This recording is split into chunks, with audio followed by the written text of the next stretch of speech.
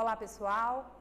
Bom dia para quem é do dia, né? Boa tarde ou boa noite para quem é da noite. Boa madrugada, não sei o horário que você está aí nos acompanhando em mais uma transmissão do CIP, Sistema Integrado de Prática, onde nós vamos abordar aí as peças processuais, né, que envolvem todo esse sistema integrado que foi criado com um objetivo único e exclusivo para que você, a partir da elaboração dessas peças processuais, possa então aplicar, né, à prática todo o conhecimento e todo o embasamento teórico que nós temos aí construído, né, ao longo do curso, ao longo das ementas que estão sendo abordadas com vocês.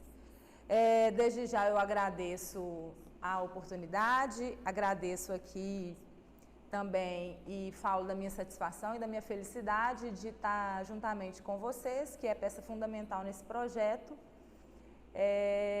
iniciando aí mais um desafio, né, na Faculdade de Direito de Ipatinga. Então vamos, né, ao que interessa, vamos iniciar aí as nossas considerações. Antes da gente adentrar especificamente na peça processual, que vai ser objeto aqui da nossa análise, eu queria colocar para você que vai chegar um momento em que a elaboração dessas peças vai se tornar algo muito natural. Então não se preocupe que essa prática, né, sistematizada aí ao longo dos períodos e consequentemente também depois no exercício da sua carreira profissional, você vai ficar muito à vontade e a elaboração então desses instrumentos processuais vai ser algo bem corriqueiro e nada muito dificultoso, né, na sua vida, seja acadêmica ou profissional. Bom,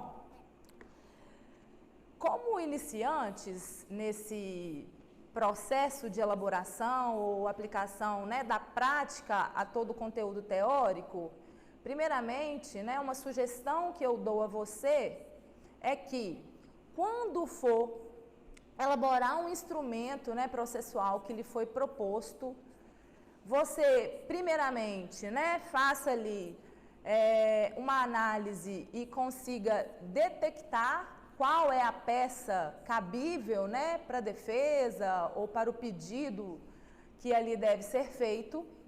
E, posteriormente, você conseguir detectar qual é essa peça cabível, é muito simples. Basta que você vá até a legislação processual e siga ali o passo a passo que o próprio legislador colocou, né, como o procedimento que deve ser observado para alcançar, então, a tutela necessária para aquele determinado direito. A peça que nós vamos falar nesse dia é uma petição inicial, onde o pedido seria a invalidação de um negócio jurídico, um contrato de doação. Essa, né, que é conhecida dentro não só da doutrina, como também da jurisprudência, como ação pauliana ou ação revocatória. Então, nesse primeiro momento, a dica, né, ou a sugestão nossa, que já estamos aí um tempinho, já trabalhando com a elaboração de peças, é que você, uma vez detectando qual é o instrumento processual, no nosso caso aqui uma petição inicial, você vá até a legislação correspondente, no caso o artigo 319 do Código de Processo Civil, e a partir então dessa detecção, né, a partir do momento em que você vê ali qual a peça que deve ser manejada, é só você seguir ali o passo a passo ou então tudo aquilo que o legislador colocou para que fosse seguido.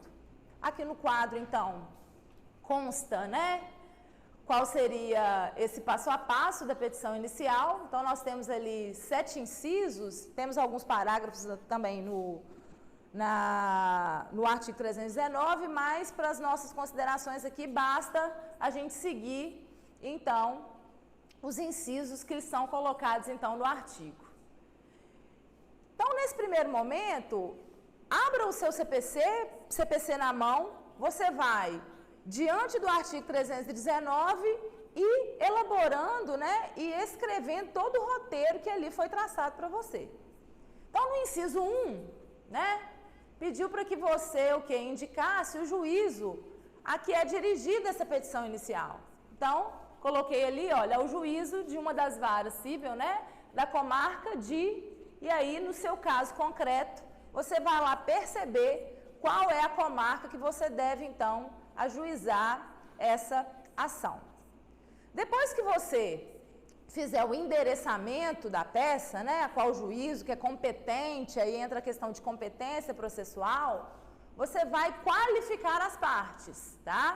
Então, dentro da qualificação das partes, você vai indicar ali quem é o autor daquela ação e quem será o réu, quem será a pessoa requerida. Então, o caso concreto vai te dar ali, né, quem são essas pessoas e você deverá fazer, então, nesse primeiro momento, a indicação de quem seja o autor e o réu e, consequentemente, fazer a qualificação dessas partes. Dentro da qualificação entra estado civil, número de documento, endereço, e-mail, ou seja, todos os requisitos de qualificação que estão aí, pessoal, elencados no inciso 2 do artigo 319.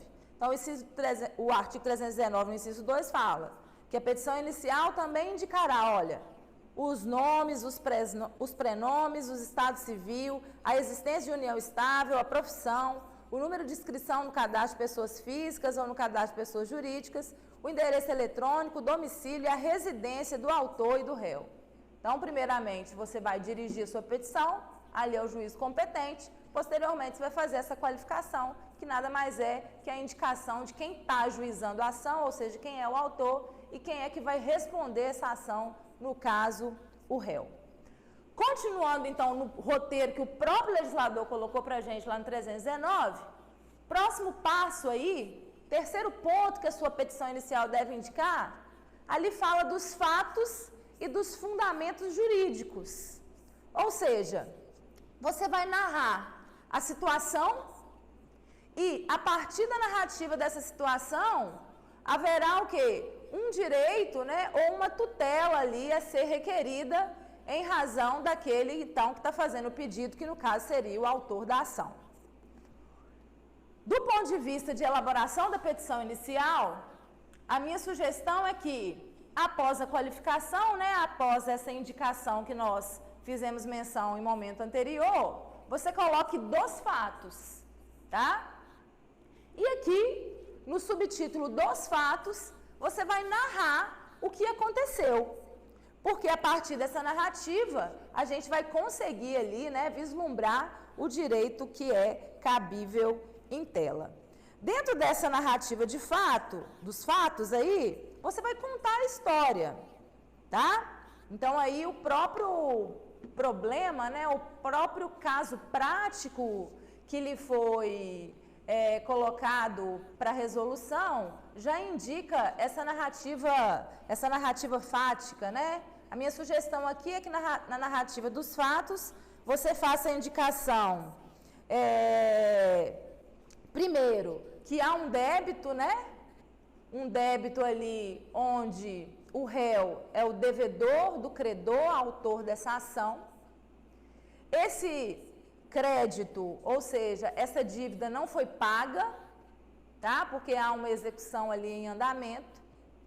E, posteriormente, o autor da ação, ele toma conhecimento de que o réu, ele transferiu gratuitamente, né, bens para uma terceira pessoa.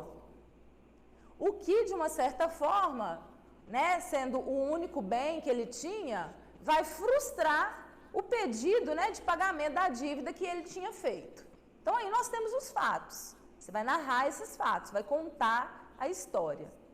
Então, partindo da estrutura, juízo, endereçamento da ação, posteriormente, qualificação, próximo ponto dos fatos, no fato você conta a história e que para aqui, na nossa petição inicial, que é uma ação, né, revogatória ou uma ação pauliana, você vai contar que tinha uma dívida foi estabelecida, ela não foi paga e, posteriormente, o único bem, né, que serviria de garantia para o cumprimento dessa obrigação, ele foi transferido gratuitamente para um terceiro. Depois que você fizer a narrativa do fato, nós vamos passar para o próximo ponto da nossa petição inicial. Então, aqui depois dos fatos, nós temos do direito. E aqui no direito, você vai o quê?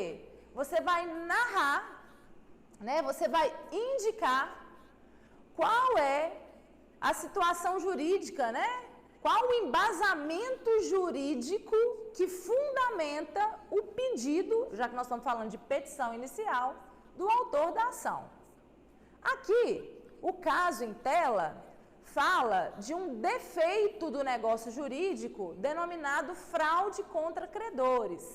A fraude contra credores nós vimos, né, lá na disciplina de Direito Civil 1, que seria o quê? Um vício social do negócio jurídico, não um vício de vontade, mas um vício social.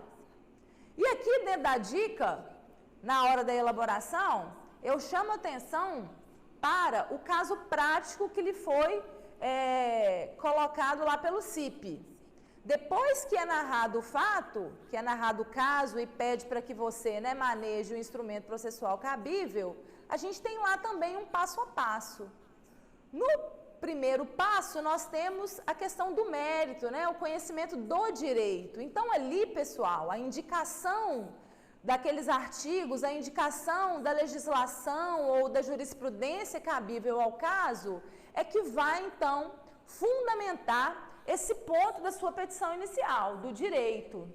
Então, é a partir daqueles artigos que lhes são indicados lá no mérito, que você vai, então, desenvolver o seu raciocínio jurídico que vai culminar no pedido, tá? No pedido, aquilo que você está pedindo, então, aquilo que você está peticionando, já que nós estamos falando, então, de uma petição inicial.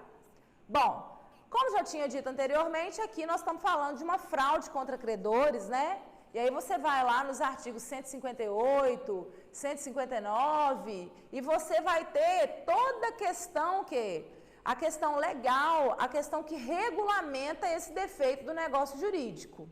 Então, no ponto do direito, é o nosso próximo ponto aqui da petição inicial, você vai, então, abordar qual o embasamento jurídico do seu pedido. O que embasa o seu pedido na ação pauliana ou na ação revocatória, nada mais é do que a fraude contra credores, tá? Nesse caso. Então, aqui eu coloquei que você pode, né, discorrer, você pode desenvolver esse parágrafo do direito na seguinte perspectiva, indicando que houve uma fraude contra credores, e a partir, então, da narrativa dos fatos, você faz esse link.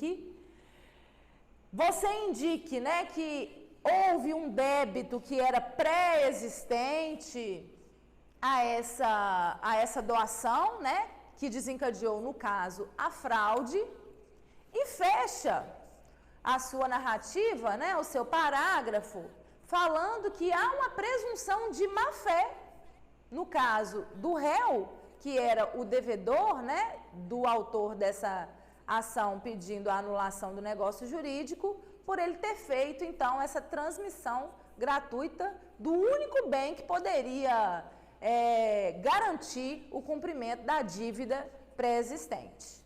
Então, passados esses pontos que eu vejo que são fundamentais do ponto de vista de embasamento jurídico, a gente fecha mais um ponto da nossa petição inicial. Então, nós já fizemos o endereçamento, qual que é o juízo competente, entra a questão de competência, depois nós qualificamos as partes, que é o autor e o réu, quem está ajuizando a ação, quem vai fazer o pedido e quem vai responder essa ação. Depois nós contamos o que aconteceu e a partir do momento que a gente conta o que aconteceu, a gente está preparando então para falar do embasamento jurídico para o pedido e posteriormente você vai fundamentar, né, com aquilo que o direito diz respeito em relação à situação fática. Fechados então dos fatos e do direito, nós passamos para o próximo ponto da nossa petição inicial, que nada mais é que o pedido. Aqui eu chamo atenção para uma questão que eu particularmente gosto muito. Eu gosto de separar o pedido principal dos requerimentos de praxe. Porque fica claro, né? Se deixa muito claro ali para o juiz que vai analisar a causa, o que você está querendo, né, com a petição inicial. Então, nesse ponto aqui do pedido, o que você pede quando ocorre uma fraude contra credores? Qual que é o pedido aqui que deve ser feito? O pedido de anulação do negócio jurídico, no caso a doação, que está frustrando a possibilidade de recebimento daquela dívida pré-existente.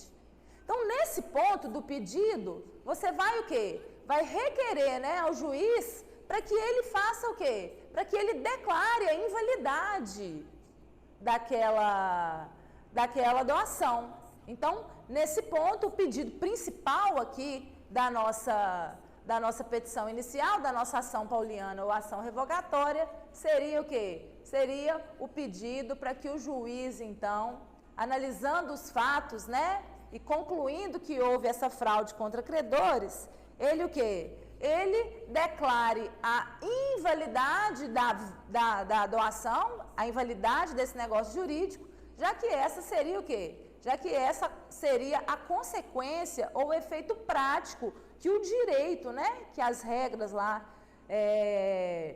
as regras decorrentes da fraude contra credores, desse defeito do negócio jurídico, então, traz para essa situação. Então, aqui seria o pedido principal. Nosso pedido, então, é revogar. Então, por isso que a ação também é chamada de ação pauliana ou ação revocatória, tá? Então, você vai pedir para invalidar essa venda. Essa doação, né? A fraude contra credores vai dar nos casos de negócio jurídico gratuito, né? Não há onerosidade aí. Uma vez feito o pedido,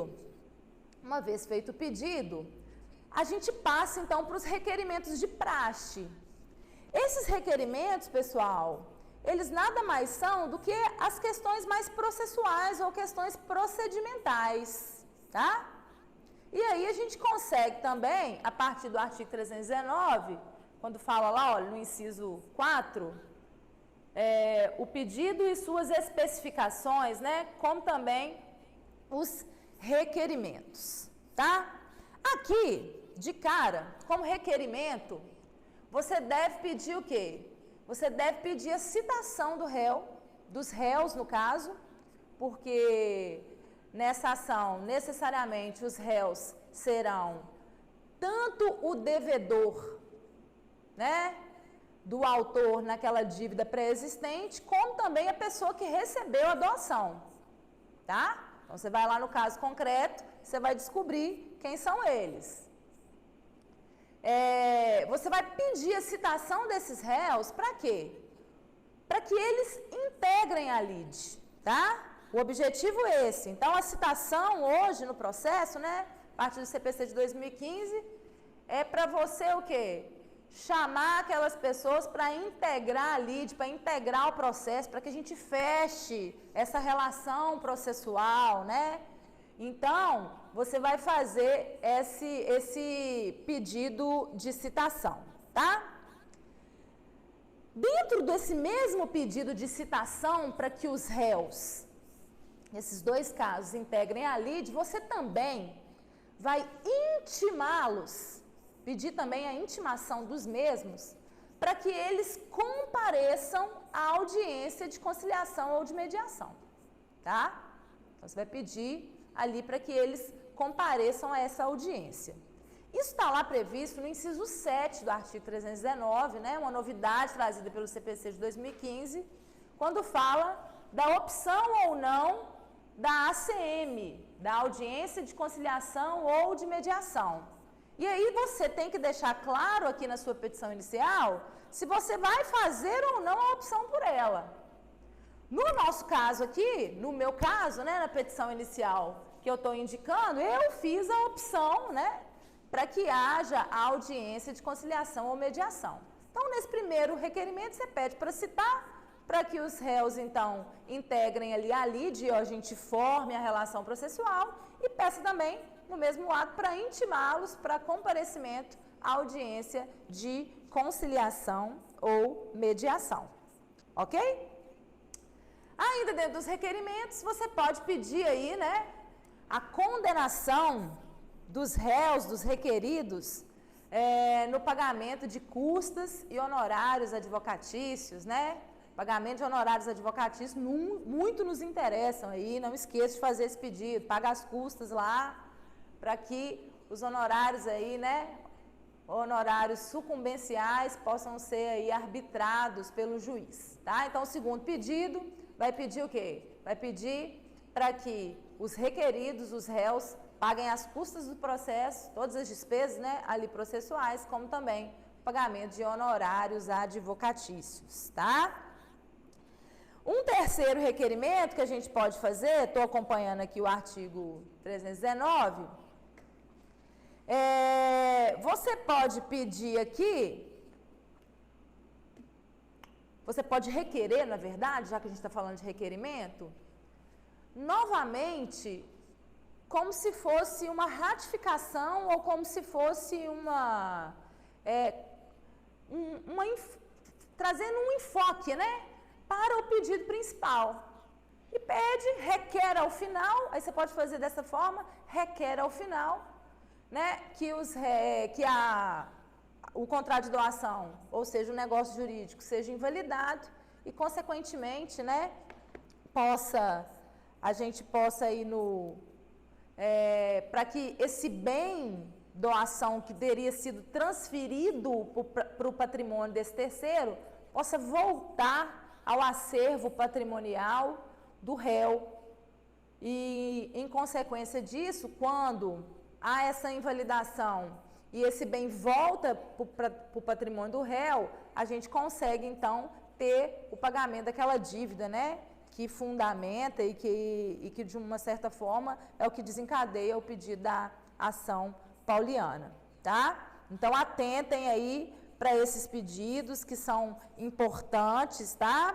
Indicação, né, pela opção ou não da realização da audiência de conciliação ou mediação, é um requisito da petição inicial, tá lá, ó, o 7º requisito, tá lá descrito no inciso 7. Além disso, você não pode esquecer, né, de pedir para anular o negócio jurídico, anular essa doação, já que esse é o pedido principal da nossa ação. Pedir para condenar, né, nas custas e nos honorários advocatícios. Então, atentem para isso.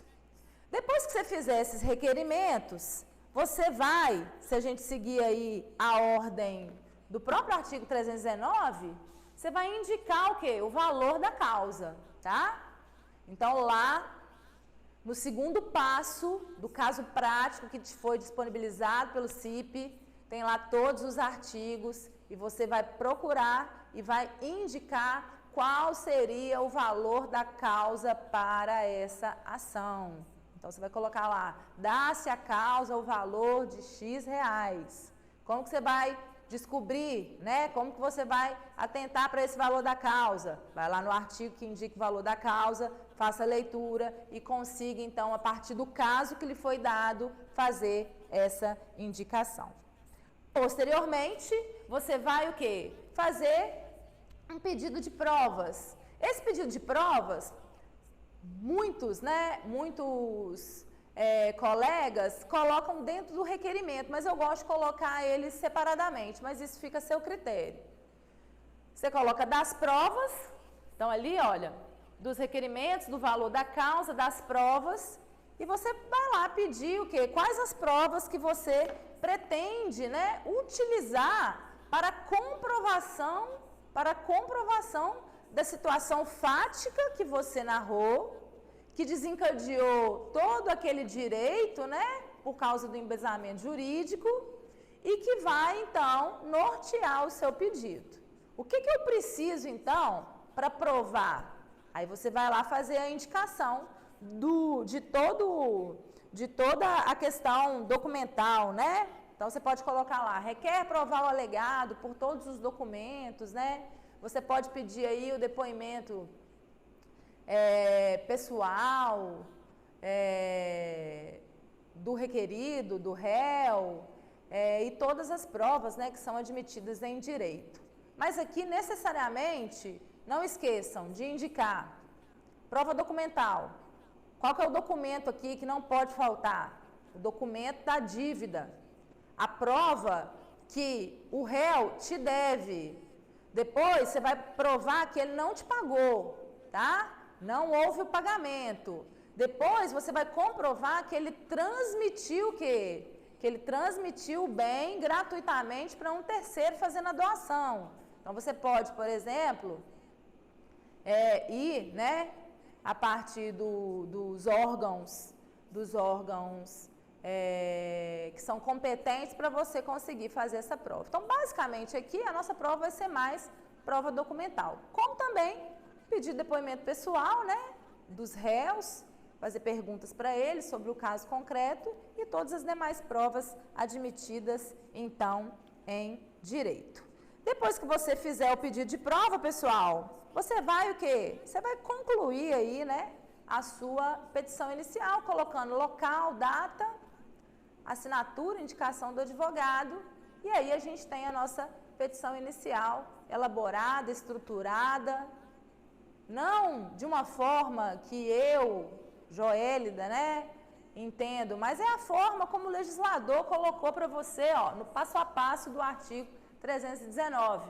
Então, o juiz aqui é dirigida, depois você vai qualificar as partes, depois você vai fazer a narrativa dos fatos, depois você vai falar o direito, o que embasa, né, juridicamente o seu pedido. Posteriormente, então, você faz o pedido principal, que no nosso caso seria a anulação, então, do contrato. Posteriormente, os requerimentos de praxe, que são requerimentos processuais, e aí atentem para o segundo passo lá do caso prático. Posteriormente, você vai indicar o valor da causa, fazer requerimento de provas e fechar a sua petição inicial com local, data, assinatura do advogado. Espero que tenha sido de grande valia aí a nossa análise. O meu objetivo aqui não foi te dar a resposta da peça, mas te dar um norte, né? Te dar um norte para que você possa elaborá-la. Então, juntos, né? Já dizia lá os cantores, juntos e Xalonau, Sipfadipa, vai ser um sucesso. Abraço.